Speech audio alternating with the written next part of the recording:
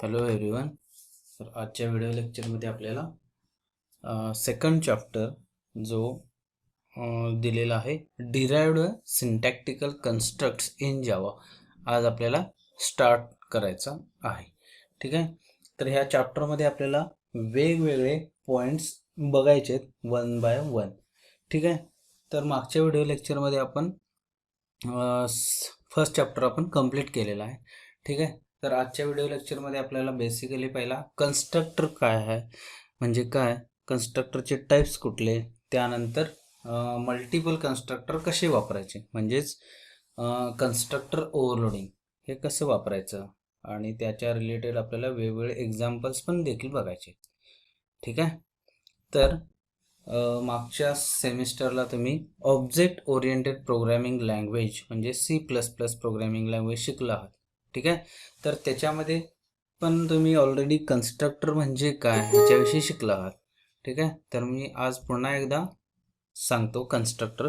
आता जावा प्रोग्रॅमिंग लँग्वेजमध्ये आणि ऑब्जेक्ट ओरिएंटेड प्रोग्रॅमिंग लँग्वेज जी आहे C++ दोन्हीमध्ये पण कन्स्ट्रक्टरचं जे काम आहे ते दोन्ही सिमिलर आहे. ठीक आहे.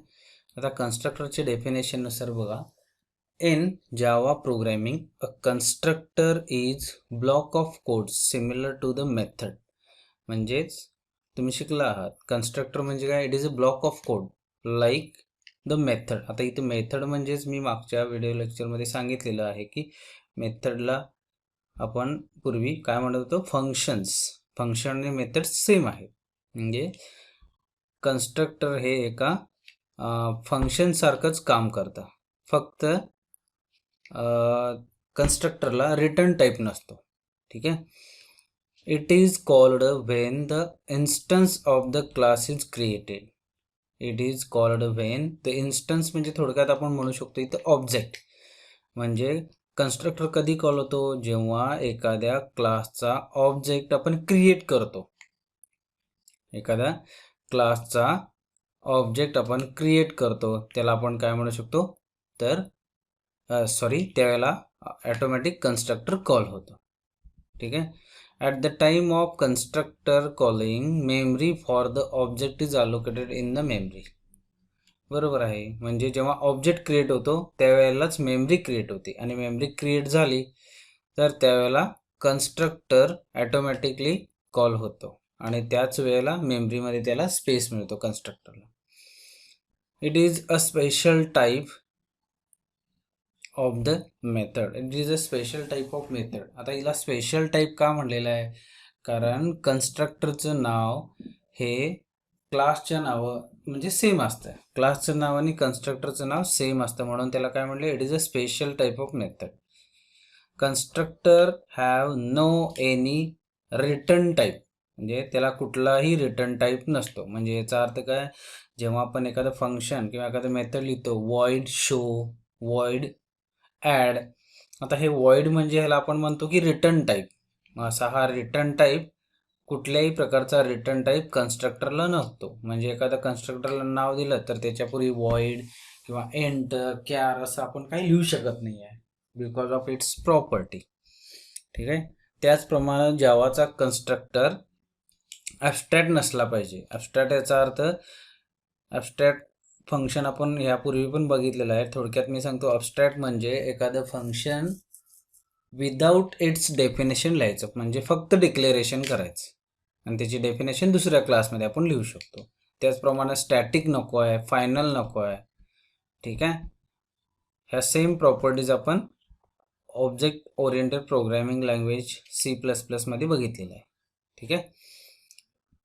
तर त्यानंतर बघूया आपण टाईप्स ऑफ कन्स्ट्रक्टर. आता इथं टाईप्स ऑफ कन्स्ट्रक्टर बेसिकली दोनच आहेत. पहिला आहे तो नो आर्ग्युमेंट कन्स्ट्रक्टर आणि दुसरा आहे तो पॅरामीटराइज्ड कन्स्ट्रक्टर. आता इथं नो आर्ग्युमेंट आणि डिफॉल्ट हे जरी मी दोन्ही एक आहेत असं दिलं असलं तरी पण दोन्हीमध्ये थोडा डिफरन्स आहे. ठीक आहे. A constructor is called default constructor when it doesn't have any parameter. Actually ह्या डेफिनेशनला आपण इथं म्हणू शकतो की it is a no argument constructor. म्हणजेच समजा आपण एखादा कन्स्ट्रक्टर एखाद्या प्रोग्रामला मॅन्युअली लिहिला आणि त्याला कुठल्याही प्रकारचे पॅरामीटर जर पास केले नाहीत तर त्याला आपण म्हणू शकतो it is a no argument constructor. आणि मग नो आर्ग्युमेंट हा असेल तर डिफॉल्ट कुणाला म्हणायचं, तर डिफॉल्ट कन्स्ट्रक्टर कोणाला म्हणायचं, if suppose there is no any constructor in the class is declared or defined, then the compiler automatically place the default constructor as like shown in the figure. म्हणजे इथं मी diagram किंवा या फिगरमध्ये मी दिलेलं आहे, बघू शकता. एखादा क्लास बाईक घेतलेला आहे आणि त्याच्या अंडर मी काहीच लिहिलेलं नाही आहे. मग जेव्हा मला हा क्लास बाईक हा कंपाईल करतो त्यावेळेला तो हा डिफॉल्ट कन्स्ट्रक्टर ॲटोमॅटिकली प्लेस करतो. कोण, compiler, at the time of compilation. ठीक आहे. तर रूल बघा, if there is no constructor in the class compiler automatically creates the default constructor. म्हणून एक लक्षात घ्या, डिफॉल्ट कन्स्ट्रक्टर आणि नो आर्ग्युमेंट कन्स्ट्रक्टर थोडे वेगळे आहेत. दोन्हीचं सिंटॅक्स किंवा तुम्ही सिग्नेचर म्हणू शकता, दोन्ही पण सेम आहेत पण थोडा डिफरन्स आहे. डिफरन्स मी सांगितलेला आहे. जेव्हा एखाद्या क्लासमध्ये आपण नो आर्ग्युमेंट कन्स्ट्रक्टर प्लेस करतो तो डिफॉल्ट सारखा असतो, पण तो मॅन्युअली प्लेस करतो आपण स्वतः, त्यावेळेला त्याला काय म्हणतात, नो आर्ग्युमेंट. आणि जेव्हा जेव्हा आपण एखादा कुठल्याही टाईपचा कन्स्ट्रक्टर एखाद्या क्लासला आपण काय करत नाही, तिथं पास करत नाही आहे, त्यावेळेला कंपायलर ॲटोमॅटिकली डिफॉल्ट कन्स्ट्रक्टर त्या क्लासमध्ये प्लेस करतो. ठीक आहे. त्याचा सिंटॅक्स बघा, डिफॉल्ट कन्स्ट्रक्टरचा सिंटॅक्स, क्लासचं नाव, त्याच्यापूर्वी मी इथं काहीच लिहिलं नाही, याचा अर्थ इथं कुठल्याही रिटर्न टाईप नाही आहे. ठीक आहे. त्यानंतर क्लासचं नाव, कारण कन्स्ट्रक्टरचं आणि क्लासचं नाव सेम असणार आहे. त्यानंतर पॅरामीटर लिस्ट किंवा आर्ग्युमेंट लिस्ट ही ब्लँक असणार आहे, कारण इथं आपण काय वापरतो, डिफॉल्ट किंवा नो आर्ग्युमेंट वापरतो. त्यानंतर ओपन करली ब्रॅकेट्स, त्याचं आपण काहीही कोडिंग करू शकतो. ह्याच्यासाठी आपल्याला नंतर एक एक्झाम्पल बघायचं आहे. तर एक्झाम्पलचं नाव मी इथं लिहून ठेवलेलं आहे, bike1.java. हे एक्झाम्पल आपल्याला डिफॉल्ट किंवा नो आर्ग्युमेंट कन्स्ट्रक्टरसाठी वापरायचं आहे. ठीक आहे. त्यानंतर आपल्याला बघायचं आहे पॅरामीटराइज्ड कन्स्ट्रक्टर. आता डिफरन्स एवढाच आहे की पॅरामीटराइज्ड कन्स्ट्रक्टरमध्ये specific number of parameters are available. म्हणजे फक्त डिफरन्स काय आहे, इथं पॅरामीटर लिस्ट अवेलेबल असणार आहे पॅरामीटराइज्ड कन्स्ट्रक्टरमध्ये. ठीक आहे. आणि तिथून आपण वेगवेगळ्या म्हणजे वेगवेगळ्या व्हेरिएबलचे किंवा वेगवेगळ्या डेटा टाईपचे व्हॅल्यूज आपण इथून पास करू शकतो. आणि ह्या डायरेक्टली कुणाला पास होतात, तर डायरेक्टली तुमच्या ऑब्जेक्टला व्हॅल्यू पास होतात. म्हणजे constructor is used to create the values for the object. ऑब्जेक्टसाठी तो व्हॅल्यू क्रिएट करतो. ठीक आहे. त्याचंही एक्झाम्पल आपल्याला बघायचं आहे. तर student.java नावाची एक जावा फाईल मी क्रिएट करून ठेवलेली आहे, ती आपल्याला नंतर चेक करायची आणि ती रन करून बघायची. ठीक आहे, की पॅरामीटराइज्ड कन्स्ट्रक्टर कसा क्रिएट होतो. ठीक आहे. त्यानंतर आपल्याला बघायचं आहे कन्स्ट्रक्टर ओव्हरलोडिंग. आता कन्स्ट्रक्टर ओव्हरलोडिंग म्हणजे आपण मागच्या वेळेला बघितलेलंच आहे की कन्स्ट्रक्टर ओव्हरलोड म्हणजे काय करायचं, तर एकाच प्रोग्राममध्ये आपल्याला मल्टिपल कन्स्ट्रक्टर क्रिएट करू शकतो आपण, म्हणून त्याला काय म्हणले, कन्स्ट्रक्टर ओव्हरलोडिंग. बरोबर. म्हणजेच काय, नंबर ऑफ पॅरामीटर जे आपण प्रत्येक वेळेला वेगवेगळ्या कन्स्ट्रक्टरला पास करणार आहे त्याची लिस्टिंग वेगळी करायची.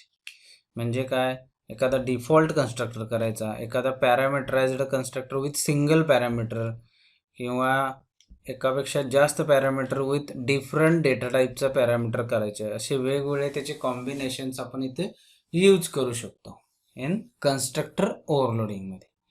ठीक आहे. तर ह्याच्यासाठी पण आपल्याला एक एक्झाम्पल बघायचा आहे, student5.java. मी इथं ऑलरेडी तो प्रोग्राम पण करून ठेवलेला आहे. ठीक आहे. असे हे कन्स्ट्रक्टर रिलेटेड जे टॉपिक आहे तो आज आपण बघितलेला आहे. ठीक आहे. त्याच्याविषयी आपल्याला टोटल 3 वेगवेगळे एक्झाम्पल्स बघायचे आहेत, 1 by 1. ठीक आहे. तर एक्झाम्पल्स आपण बघूया.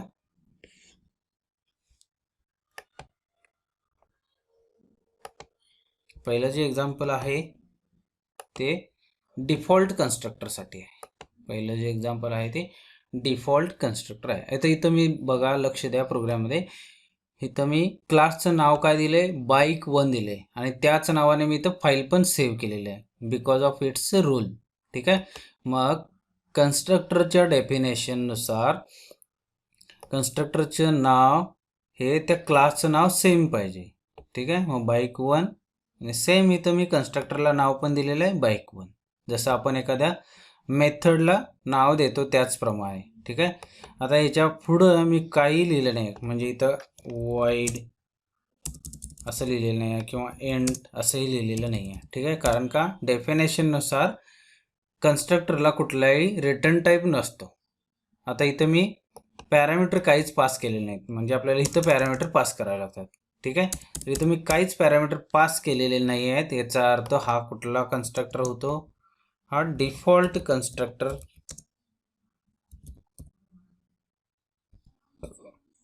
कन्स्ट्रक्टर होतो. ठीक आहे. डिफॉल्ट कन्स्ट्रक्टर म्हणू शकतो. किंवा इथं आता आपण जो कन्स्ट्रक्टर मॅन्युअली लिहिलेला आहे म्हणून याला नाव आपण काय म्हणू शकतो, it is a no argument constructor असं म्हणू शकतो. ठीक आहे. आणि त्याच्यामध्ये मी फक्त एक लाईन प्रिंट केलं आहे SOPच्या अंडर, बाईक इज क्रिएटेड. ठीक आहे. हे एक स्टेटमेंट मी इथे प्रिंट केलेलं आहे. आणि त्यानंतर मी काय केले, फक्त ह्या क्लासचा ऑब्जेक्ट क्रिएट केलेला आहे. क्लासचा ऑब्जेक्ट क्रिएट केला, ऑब्जेक्ट इज क्रिएटेड. आता इकडं लक्ष द्या थोडं.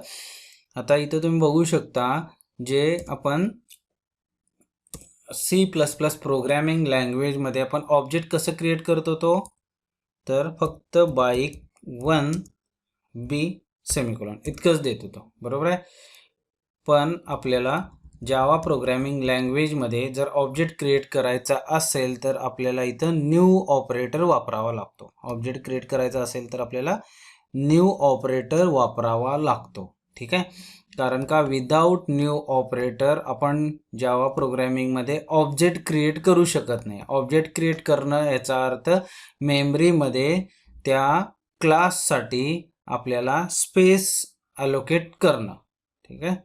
ऑब्जेक्ट क्रिएट करणं म्हणजे काय, त्या क्लाससाठी आपल्याला मेमरीमध्ये स्पेस क्रिएट करणं. ठीक आहे. आता स्पेस कशासाठी लागतो, तर एक कन्स्ट्रक्टर असतील किंवा नंबर ऑफ मेथड्स असतील किंवा व्हेरिएबल्स असतील, ते स्टोअर करण्यासाठी आपल्याला मेमरीमध्ये जागा लागते. ठीक आहे. म्हणून इथं आपल्याला करायचं आहे. जर समजा आपण C++ मध्ये जसं ऑब्जेक्ट क्रिएट करत होतो त्याप्रमाणे जर इथं आपण केलं तर त्याला आपण इथं काय म्हणू शकतो, इन्स्टन्स म्हणू शकतो. आता इन्स्टन्स आणि ऑब्जेक्टमध्ये ॲक्च्युअल फरक काय आहे, ऑब्जेक्टमध्ये ॲक्च्युअली ऑब्जेक्ट मेमरीमध्ये जागा क्रिएट झाली म्हणू शकतो आणि इन्स्टन्समध्ये फक्त त्या मेमरीचा ॲड्रेस आपल्याला मिळतो, एवढाच डिफरन्स आहे. ठीक आहे. तर आपण हा प्रोग्राम रन करून बघूया. सेव्ह cmd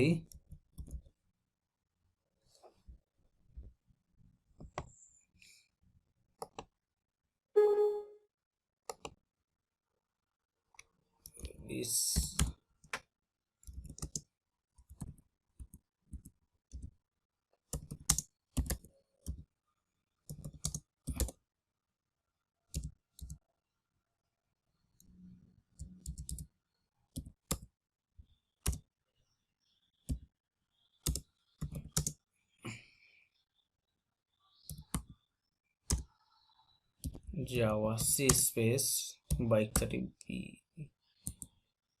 ठीक आहे. तर हा प्रोग्राम सक्सेसफुल कंपाईल झालेला आहे. याचा अर्थ आपल्या प्रोग्राममध्ये कुठल्याही टाईपचे एरर्स नाही आहेत, म्हणजे आपल्याला आता कन्स्ट्रक्टर कॉल करायला काही प्रॉब्लेम नाही आहे. ठीक आहे. तर इथं बघू शकता त्याचं आउटपुट काय आले, बाईक इज क्रिएटेड. तर बाईक इज क्रिएटेड कशावरून आले, आता इथं प्रॉपर्टीनुसार कन्स्ट्रक्टर जेव्हा कसा कॉल होतो, त्याला कुठल्याही ऑब्जेक्ट आणि डॉट ऑपरेटरने कॉल करायची काही गरज नाही. जेव्हा आपण हा न्यू ऑपरेटरने बी नावाचा ऑब्जेक्ट आहे बाईक वन क्लासचा, तो बी जर क्रिएट झाला तर ऑटोमॅटिक हा कन्स्ट्रक्टर कॉल होतो. त्याला डॉट ऑपरेटर किंवा ऑब्जेक्टच्या नावाने कॉल करायची काही गरज नाही आहे. म्हणून तो डायरेक्टली जेव्हा ऑब्जेक्ट क्रिएट होतो त्यावेळेला ही लाईन ऑटोमॅटिकली तो एक्झिक्यूट करेल आणि आन्सर येईल, बाईक इज क्रिएटेड. ठीक आहे, हे झालं डिफॉल्ट कन्स्ट्रक्टर एक एक्झाम्पल. त्यानंतर आपल्याला बघायचं आहे पॅरामीटराइज्ड कन्स्ट्रक्टर. ठीक आहे, तर ते आपण बघूया. तर पॅरामीटराइज्ड कन्स्ट्रक्टर आपल्याला बघायचं आहे. त्याच्या अगोदर एक प्रोग्राम बघूया आपण त्याच्यासाठी. आता मी ते एक क्लासचं नाव काय घेतले बघा, स्टुडंट. बरोबर आहे, सेम क्लासच्या नावाने मी फाईल सेव्ह केलेली आहे. त्याच्यामध्ये मी काय घेतलं आहे, एक आय डी नावाचा एक इंटिजर व्हेरिएबल घेतला आहे. नेम हा स्ट्रिंग टाईप व्हेरिएबल घेतला आहे. आपण डायरेक्टली स्ट्रिंग वापरू शकतो, इथं कॅर वगैरे काय वापरायची काही गरज नाही. ठीक आहे, त्यानंतर मी एक पॅरामीटराइज्ड कन्स्ट्रक्टर घेतला विथ 2 पॅरामीटर्स. 2 पॅरामीटर आहेत का, एक स्ट्रिंग टाईप आहे आणि एक इंटिजर टाईप आहे. ठीक आहे, हा कन्स्ट्रक्टर आहे. कशावरून ओळखायचं, कारण क्लासचं नाव आणि या मेथडचं नाव सेम आहे स्टुडंट, म्हणून हा आपण म्हणू शकतो इट इज अ कन्स्ट्रक्टर. आणि also it has no any return type, त्याला रिटर्न टाईप पण नाही आहे. ठीक आहे, मग मी काय करतो, 2 व्हॅल्यू घेतलेले आहेत, आय डी आणि नेम. मग त्या आय डी आणि नेमला मी एक 2 व्हॅल्यू पास करतो. I Dila I value pass केली आहे कन्स्ट्रक्टरमधून आणि नेमला एन व्हॅल्यू पास केलेली आहे कन्स्ट्रक्टरच्या थ्रू. ठीक आहे, आता मला काय करायचं आहे, फक्त आय डी आणि हे नेम ह्या 2 व्हॅल्यू मी काय केलेले आहेत, असाइन झालेले आहेत त्याला आयची आणि एनची व्हॅल्यू. आणि फक्त त्या वर्ड डिस्प्ले एक फंक्शन वापरून किंवा मेथड वापरून म्हणू आपण, मेथड वापरून इथं मला फक्त त्या डिस्प्ले करायचे, आय डीची व्हॅल्यू आणि नेमची व्हॅल्यू. आता हे काय केलेलं आहे, इथं मध्ये स्पेस जर मला हवा असेल तर मला डबल कोटमध्येच तो द्यावा लागेल. ठीक आहे, आणि हे प्लस म्हणजे आपल्याला इथं कॉन्कॅटिनेशन ऑपरेटर आहे तो, म्हणजे जर 2 वेगवेगळे व्हॅल्यूज जर मला एकत्र प्रिंट करायचे असतील किंवा 2 जर टेक्स्ट एकत्र मला प्रिंट करायचे असतील तर मला इथं प्लस हा कॉन्कॅटिनेशन ऑपरेटर वापरावा लागेल. ठीक आहे, त्यानंतर मेन मेथड लिहिलेलं आहे PSVM. त्यानंतर मला काय करायचं आहे, आता इथं 2 काय केलेले आहेत, मी ऑब्जेक्ट क्रिएट केलेले आहेत आणि दोन्ही ऑब्जेक्टसाठी मी काय केलेलं आहे, वेगळे कन्स्ट्रक्टरच्या व्हॅल्यू पास केले आहेत. पहिला जो ऑब्जेक्ट क्रिएट केला आहे S1 student, S1 is equal to new student of 111, हा आय डी आहे. बरोबर आहे, हा आय डीची व्हॅल्यू आहे.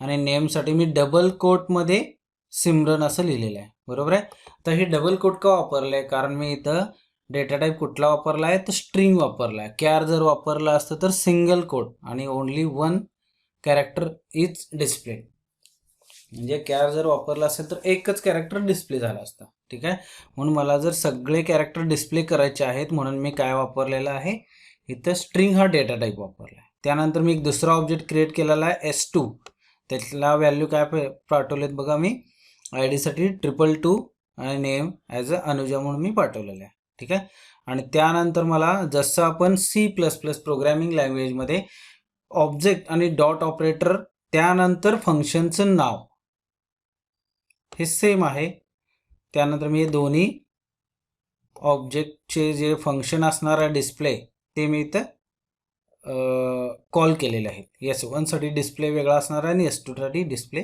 वेगळा असणार आहे. ठीक आहे, थोडं समजून घ्या, घरी तुम्ही ट्राय करून बघू शकता. ठीक आहे, तर हा प्रोग्राम पण आपण इथं रन करून बघूया. जावा सी स्टुडंट,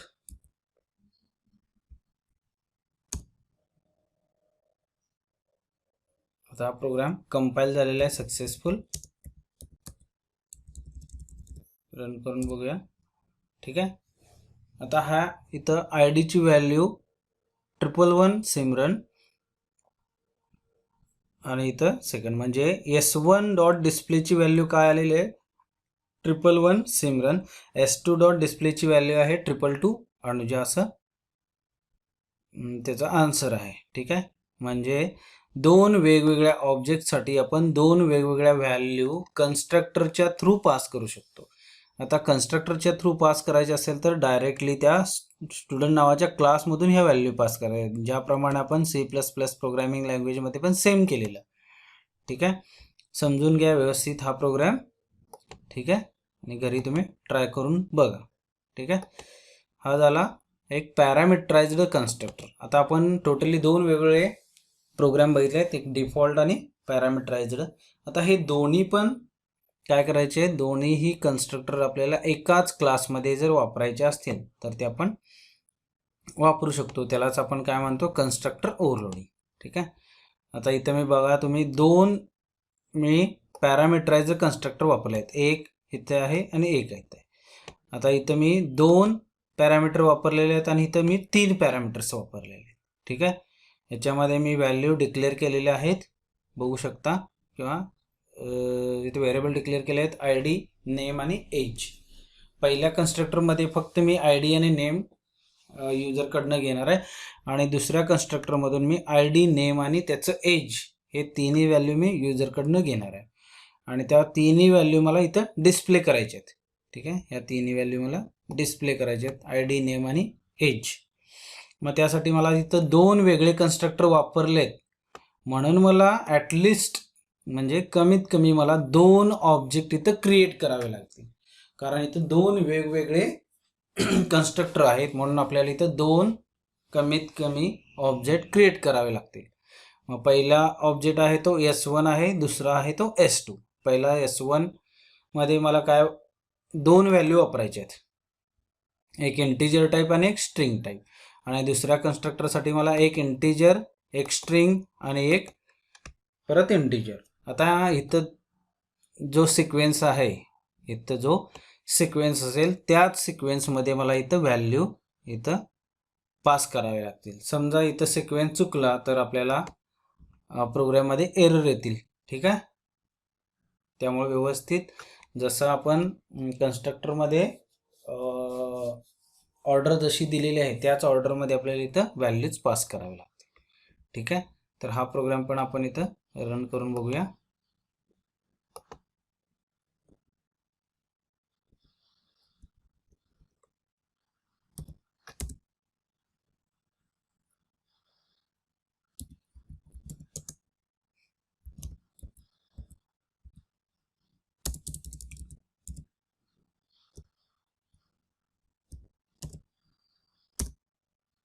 तर इथं तुम्ही बघू शकता 111 कार्तिक. आता इथं 0 का दाखवलेला आहे, कारण आपण डिस्प्ले फंक्शनमध्ये एज असं लिहिलेलं आहे. मग एजची व्हॅल्यू इथं डायरेक्टली तो 0 दाखवतो, कारण का इथं हा गार्बेज व्हॅल्यू दाखवत नाही. कारण जेव्हा प्रोग्रॅमिंग लँग्वेजमध्ये आपल्याला गार्बेज कलेक्टर आहे, म्हणजे ॲटोमॅटिक गार्बेज व्हॅल्यू तो डिस्ट्रॉय करतो आणि त्याच्या जागी एकतरी नल व्हॅल्यू देतो किंवा 0 व्हॅल्यू तो असाइन करतो.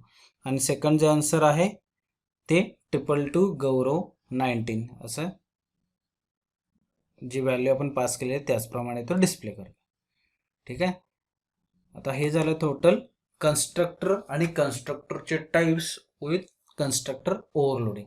ठीक आहे, तर व्यवस्थित हे समजून घ्या आणि याच्याविषयी दिलेले प्रोग्राम्स करा. ठीक आहे, तर आजच्या व्हिडिओ लेक्चरमध्ये आज आपण इथेच थांबूया. थँक्यू.